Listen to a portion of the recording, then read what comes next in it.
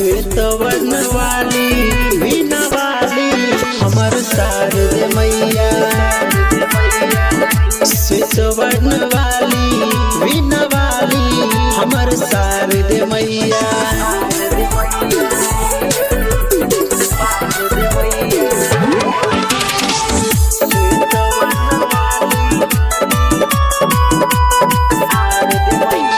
ज्ञान के देवी कहाली हो, हंस पे गजबे सुहाली हो।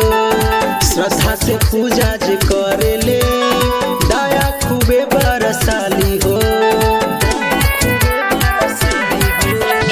ज्ञान के देवी कहाली हो, हंस पे गजबे सुहाली हो। श्रद्धा से पूजा जे करे ले, दया खूबे बरसाली हो।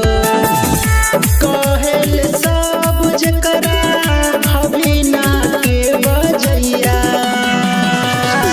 श्वेत वर्ण वाली वीणा वाली हमर शारदे मैया। श्वेत वर्ण वाली वीणा वाली हमर शारदे मैया। शारदे मैया, शारदे मैया।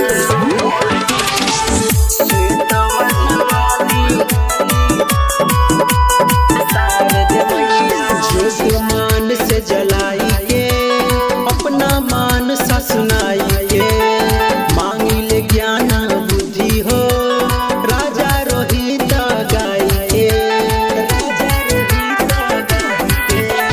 ज्योति मान से जलाई के अपना मान ससुनाई के।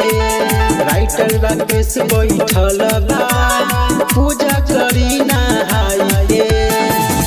माई के आशीर्वाद से दुगना हो जाई कमैया। श्वेत वर्ण वाली वीणा वाली हमर शारदे मैया।